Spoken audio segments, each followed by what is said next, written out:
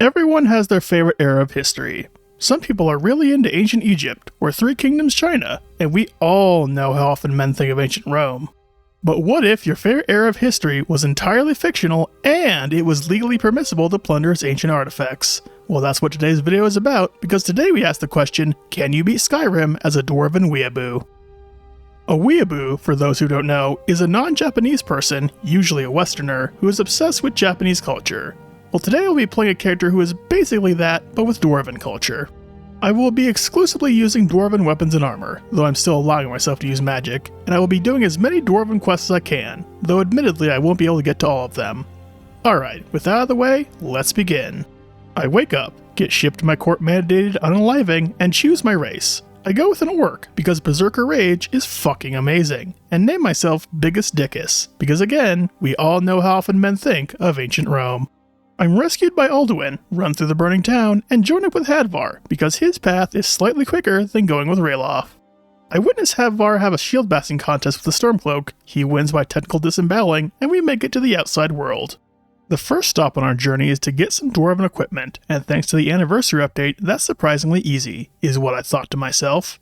I take a carriage ride to Markarth, stand idly by while an innocent woman is murdered, and start fishing next to the mine.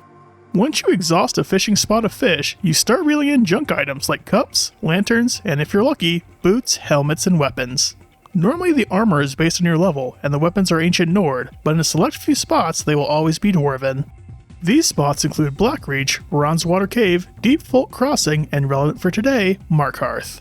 I sat here for quite a while fishing up garbage trying to get some boots, a helmet, and 2 one-handed weapons. The boots, helmet, and first one-handed weapon came quick, but the second one? That took 45 fucking minutes. I fished up 6 pairs of boots, 14 helmets, 2 battle axes, 2 warhammers, a bow, an arrow, and a dagger, and innumerable amounts of garbage before I finally fished up a mace. Why didn't I just change my plans and go for a 2-handed build? Well, one of the ancient artifacts that I'm going after works best with a dual-wielding playstyle, plus I've never heard of the sunk cost fallacy, so there you go. I talked with Calcimo for some work, and he wants me to clear out a spider, so I put on my new squishin' boots and charge into the museum. Well, turns out this spider's the size of a bear, and I have to guzzle half my health potions just to stay alive. I do kill it though. I return to Calcimo for my reward, and also to purchase the Dwarven Armored Mud Crab. I don't know, guess I'll name him Larry. I read a note at the Silverblood Inn telling me where to get some good armor, so I head to Reachwind Ire and extinguish all that pesky life in the area, securing me some Dwarven plate armor. I then take it upon myself to look for the corpses of the expedition in Newichin Zell. Unfortunately for me, Chitin's sword beats level 3 dipshit. I eventually learn to abuse the environment to cheese victories over the Falmer, recover the journals, and reactivate the security system. The next adventure I want to tackle is the Creation Club quest Forgotten Seasons, so I make my way to Runoff Caverns and begin 3.5 hours of pain. What made this quest so long? Simple. I'm underleveled. I can't find a recommended level for this quest, but it must be at least 15, maybe even closer to 20, and my level 5 ass decided now was the time to do it. The good news is that I've learned to break apart groups of enemies and pick them off one by one, so I'm able to clear out the entrance chamber in a measly 30 minutes.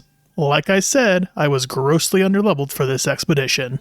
Once I'm in the main chamber, I loot a crown off a corpse and now have to clear out 4 season-themed chambers in order to unlock the final room and face off with a giant mechanical spider. You know, that old trope. I enter the spring room and start laying the smackdown on some Spriggans. And by that, I mean they annihilate my ass 6 ways from Sunday and I have to keep running back around the corner after every encounter to heal my busted, broken ass. I eventually clear out the spring room of branch-bearing bitches, and next on the agenda is the winter room. This one is just a bunch of diving underwater and occasionally running away from enemies like a little bitch. I finished this room, no problem. The next room is the summer room, and this one was annoying as all hell. Use a special staff to maneuver a mechanical spider towards some pads to activate them, but the spider is slower than a sloth in concrete shoes, constantly gets destroyed, forcing you to return to the start and spawn another one, and there are just so many pads! Anyway, I clear out the summer room, and now all that's left is the autumn room. The autumn room is interesting.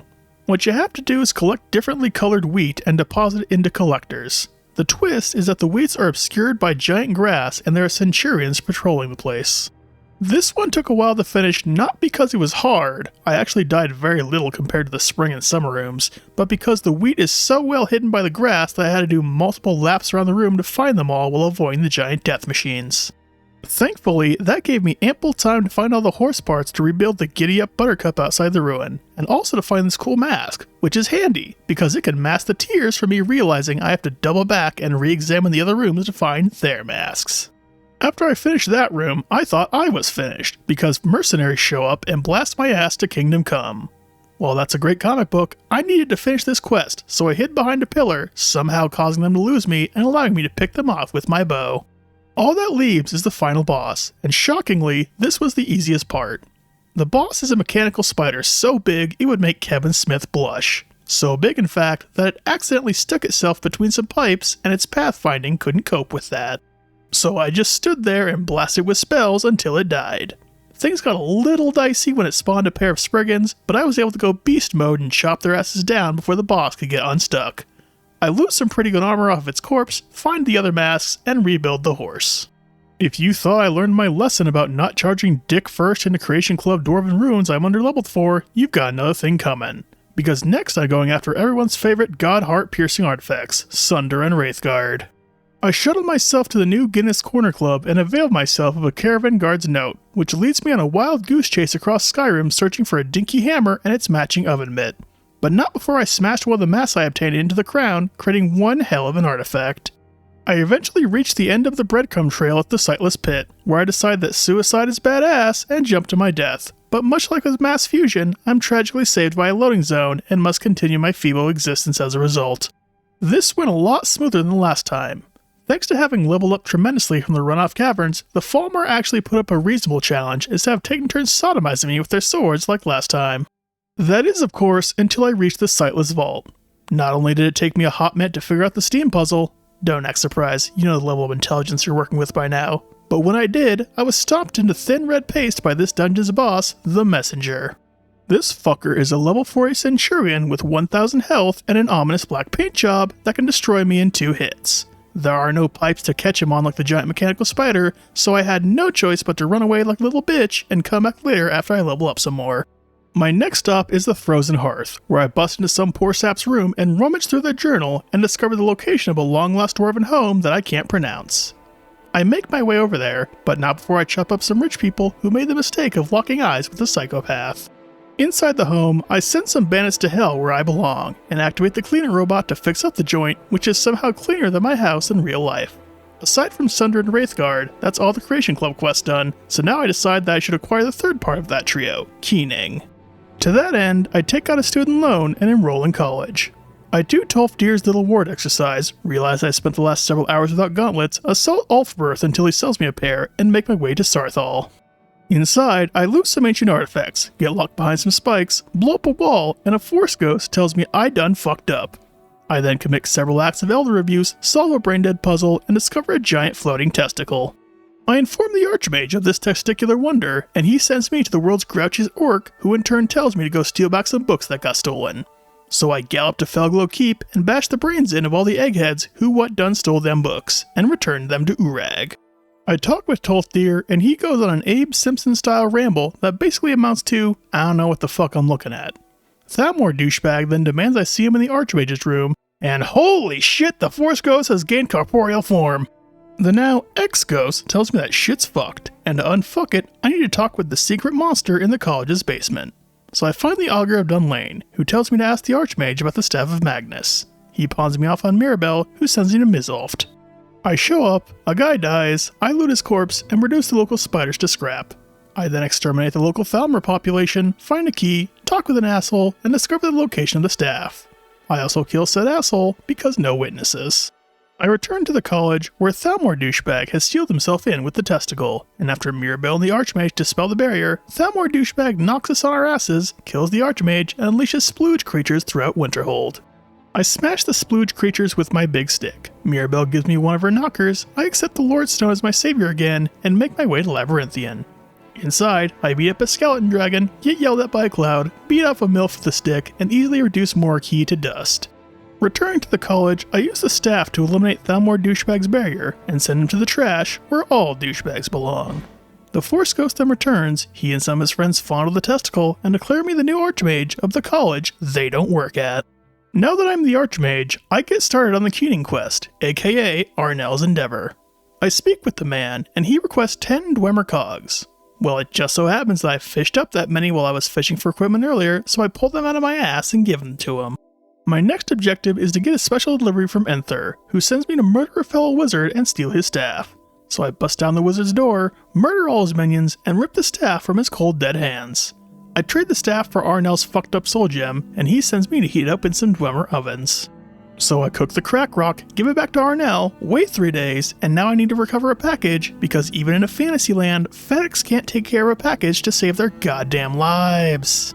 So I show up at Darkwater Pass, swing my weapons until everything alive doesn't anymore, and search every inch of this damn cave until I find the lever to proceed embedded deep within the wall. Whoever put that there should be dragged out into the street and shot. I recover Keening, Arnell gives his soul gem a few whacks with it, and then he vanishes from this mortal coil, leaving me with the knife and the ability to command his ghost anytime I wanna. But I don't wanna, because it's cruel to leave him banished in the spirit world forever. I decided I was ready for a rematch with the messenger, so I hiked my ass back up to the sightless vault, steeled myself for a long, grueling battle, and was simultaneously disappointed and relieved to see that the messenger's AI had bugged out, and it just stood there while I wailed on him. Skyrim's gonna Skyrim, I guess. Alright, only a couple more quests to go before getting to the main one, so let's get through them.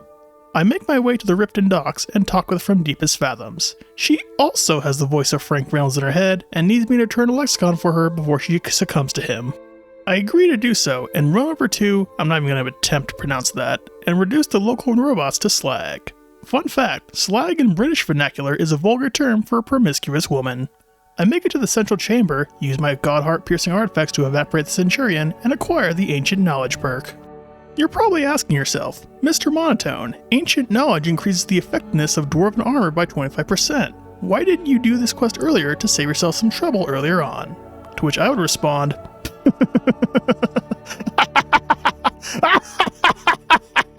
you're a funny guy. Alright, one more left. I head over to, not pronouncing that one either, and talk with a ghost. She tries to scare me off, but I ate my Scooby snacks today, so I forge on through, do a little archery puzzle, and obtain an Ethereum shard. The ghost tells me that there are more of them, so I start traipsing across Skyrim to find them. The first one is near Mizulft, and since I already marked that one on my map, this one was easy. The next shard is in Raubthar. Unlike the other locations, this one is a whole ass dungeon, so I hack and whack my way through the bronze automatrons, debone some gears, and get the third shard. The last shard is near Deep Fork Crossing on an altar, so I grab it, and now that I have all 4, I can unlock the forge. At the ruins of Vitholft, I cause some bandits to shit themselves, because that's what happens when you die. Unlock the elevator with the now complete Ethereum crest, discover the forge, fend off its guardians, the forge master was a real pushover by the way, and make myself an ethereal staff. Alright, stop me if you've heard this one. I saddle up and climb to Bleak Falls Barrow. I squish the spider and Arvel Swift, because fuck 'em. I kill some old people, solve a non-puzzle, learn a shout, defeat the big bad Draugr, loot some chests, and deliver the Dragonstone to Captain Sideburns. I'm then told to kill a dragon, so I do so, and eat up his soul like it's a gourmet steak. I report to the Jarl he has some unskippable dialogue and sends me off to the Greybeards. I climb the 75 steps, the Greybeards demand I spit on them, they teach me to spit better, and send me off to retrieve a horn. I arrive at Ustengrav, killed some bandits, and some mages, and some Draugr, and find that the horn has been kidnapped. I talk with everyone's least favorite character, kill a dragon for her, and she sends me off to a party. I show the guard my invitation, give a drunk some wine, he distracts the party, I kill some self-important dickheads, discover Esbern is hiding in Riften, and escape out the troll hole. I then break into the sewers, eliminate Riften's homeless problem, free my favorite rat, find Esbern, reunite him with Delphine, depopulate Karspire Camp, solve some more brain-dead puzzles, and Esbern tells me about Dragonren. I sequence break and find Septimus chilling in an iceberg. He gives me the geometry keys, I whirlwind sprint through the worst dungeon in the game, and obtain an Elder Scroll. I then climb to the throat of the world, for once not fail the challenge right here, witness Larry, Curly, and Ho failed to kill Alduin, failed to kill Alduin myself, and once again endure the worst quest Bethesda have ever, and hopefully will ever, make. I then scream, Odahviing wears women's underwear, into the sky. Odahviing shows up to declare, no you, we trap his ass with a rickety piece of beech wood, and let him go in exchange for a ride to Heaven's Gate. I then re-dead some Draugr, beat up a priest, and arrive in Bootleg Valhalla. I then beat the shit out of Swole St. Peter, recruit the Three Stooges, we kill Alduin, and prove yes, you can beat Skyrim as a Dwarven weeaboo. I know I didn't get to every possible Dwarven thing I could have done, but I try to get these videos out every other week, so I had to draw the line somewhere. The main quest I would have liked to get to was The Only Cure, but the afflicted refugee never showed up, and it's only tangentially related to dwarves thanks to the reward, so I went ahead and skipped it. Anyway, thank you all so much for watching. My name is Mr. Monto96, and I'll see y'all later.